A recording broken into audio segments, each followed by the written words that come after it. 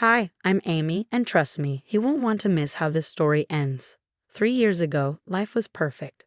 I had just landed my dream job as a senior software engineer at Tax Solutions, married my college sweetheart, Derek, and moved into our dream house in the suburbs. My brother James loved teasing me about living the so-called American dream. Look at my baby sister killing it. Next thing you know, it'll be a white picket fence and 2.5 kids. Very funny, James. Maybe focus on your own love life for once. My best friend, Sarah, was just as thrilled. During our usual coffee catch-up, she gushed over my wedding photos for the 100th time. Girl, you and Derek looked absolutely perfect together.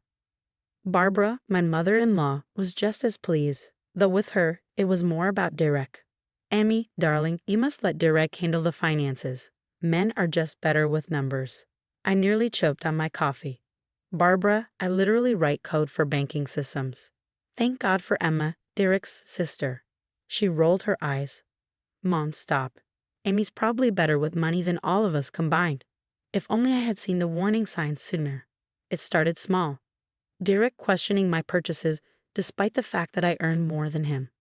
$150 at Target. What could you possibly need? Groceries, and some office supplies for work. You should run these things by me first. Then came the joint account drama. We should combine everything. That's what married couples do. I agreed, partially. We merged our regular checking accounts, but I kept my personal savings separate. That's when things got weird. He started checking our joint account daily, questioning every transaction. One night, after a brutal day at work, I caught him going through my phone. What are you doing? Just trying to find that receipt you mentioned on your banking app. Even Sarah noticed the shift. Amy, is everything okay? Derek seems different. He's just stressed about work. Are you sure that's all it is? I hesitated before finally confiding in her. I've been putting aside 20% of my salary. Just in case. Smart girl. Does Derek know? No, and I'd like to keep it that way. Emma picked up on it too.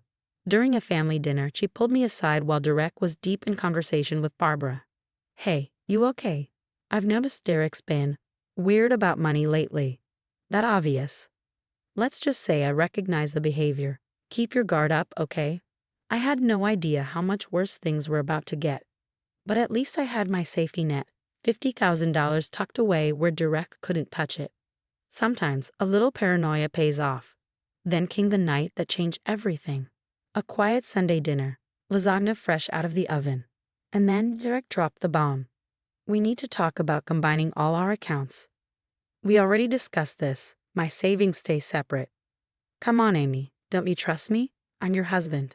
This isn't about trust. It's about independence. His fist hit the table, making the silverware clatter. Independence? We're married. There's no such thing as separate money. Lower your voice. What's really going on here? His eyes darkened. I need access to that account. Now. Something in his voice sent a chill down my spine. Why, Derek? What's so urgent? My savings. That's when he confessed. I owe some people money, important people. My stomach dropped. What people? How much? He hesitated. About 70,000. The air left my lungs. Gambling. Just give me your savings. I can win it back. I stared at him. You're insane if you think. I never finished the sentence. The plate flew past my head, shattering against the wall. A sharp sting. Warmth trickled down my cheek. I stood frozen. Blood dripped onto my shirt. Derek's eyes widened. Look what you made me do. If you just cooperate. I bolted. Straight to the bathroom. Locked the door with shaking hands and dialed Sarah. I need help. Can you come get me? Amy? What happened? Are you okay? He threw a plate at me. I'm bleeding. Her voice turned sharp. Take pictures. Document everything. I'm on my way. But before Sarah arrived, someone else did. Barbara. Derek must have called her. She banged on the door. Amy, open this door. Stop being dramatic. Dramatic? He could have killed me. If you weren't so selfish with your money, this wouldn't have happened. Emma's voice cut through. Mom, stop. Amy, it's me and Sarah. Please open up. I cracked the door just enough for Sarah to slip inside. She didn't hesitate. Her phone was out, snapping pictures of my face. Emma whispered urgently. Listen to me. His ex-wife, Jenny, she didn't leave him for another man like he claimed. He drained her accounts, destroyed her credit. She had to move back in with her parents. I swallowed hard. Sarah helped me clean up while I called James. What do you mean he threw a plate at you? I'll kill him. No, James. I need somewhere to stay.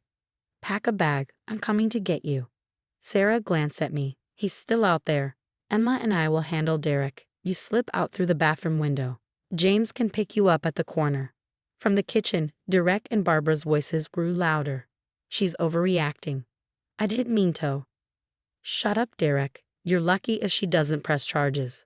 I reached under the sink, grabbing the emergency bag Sarah had insisted I packed months ago. Passport, cash, essentials. My hands trembled as I unlatched the window. Your sister always was a gold digger, Barbara spat at Emma. Our brother-in-law is an abusive gambling addict, and you're defending him. Their voices faded as I climbed out. James was waiting, engine running. Get in, you're staying with me until this is sorted out. As we pulled away, my phone vibrated nonstop. Derek. Baby, I'm sorry. Please come back. We can work this out. I turned off my phone. There was no going back.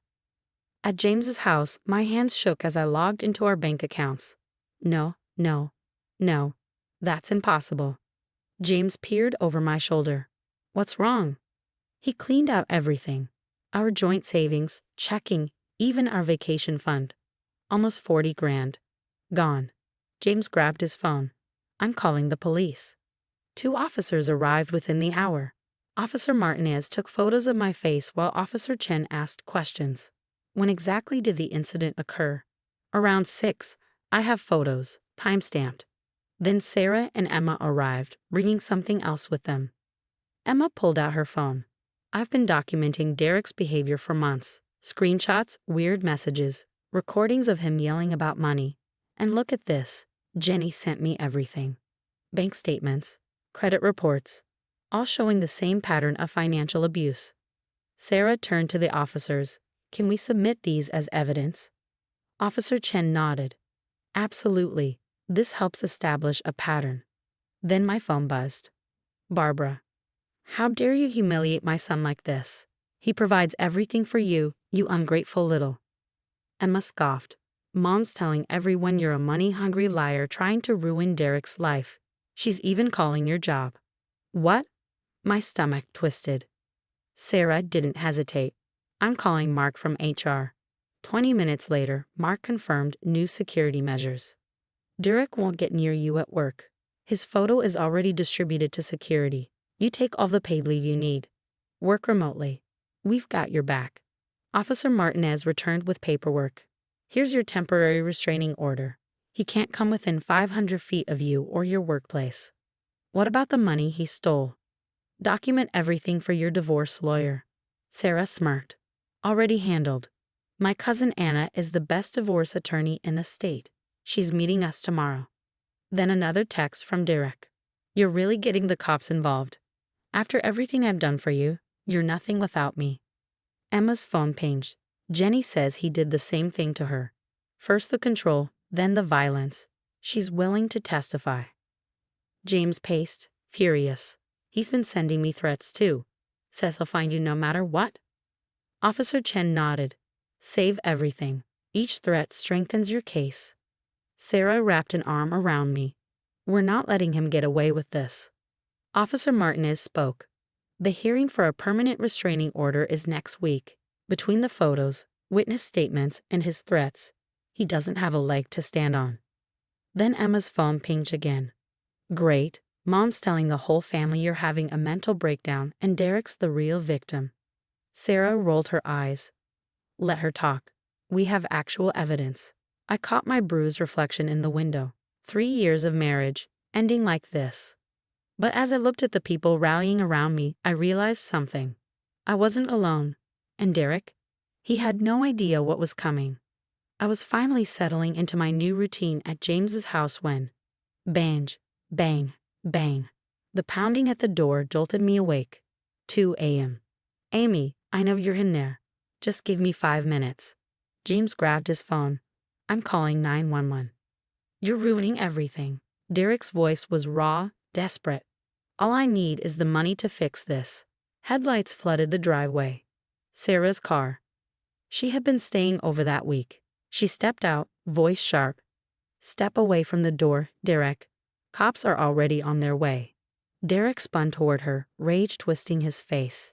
You turned my wife against me, you meddling. Then, sirens. 2 patrol cars screeched to a halt. Hands where we can see them. They cuffed him just as Barbara's car screeched to a stop. What are you doing to my son? She shrieked, stumbling out. Amy, stop this madness. Officer Chen stepped between us. Ma'am, step back. Your son violated a restraining order. Derek thrashed as they loaded him into the squad car. Amy, you can't do this to me. But I already had. The courthouse.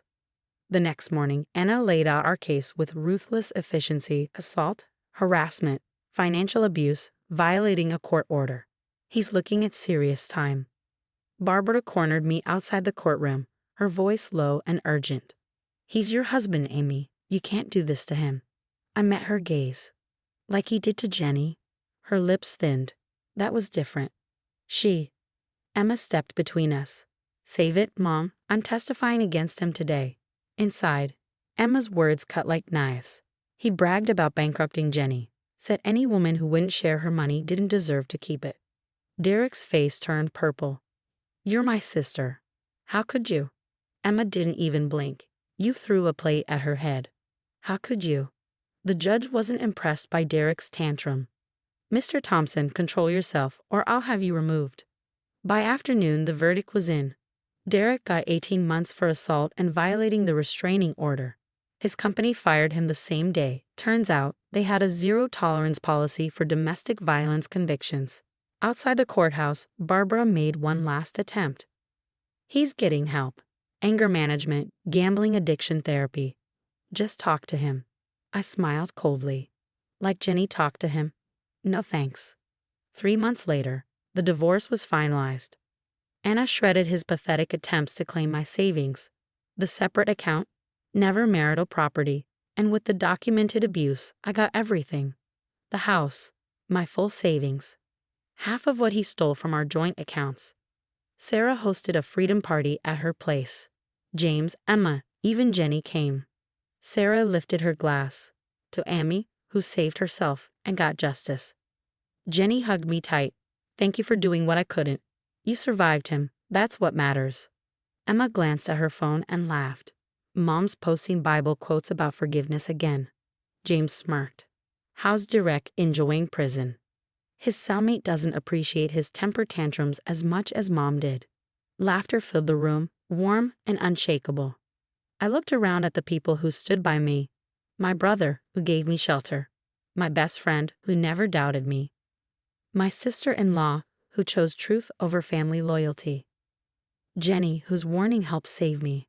I couldn't have done this without you all. Sarah refilled our glasses. To freedom, justice, and keeping our own damn money. As we toasted, I felt something I hadn't in years. Peace. Derek thought he'd break me. But all he did was make me stronger. And my savings? Still growing.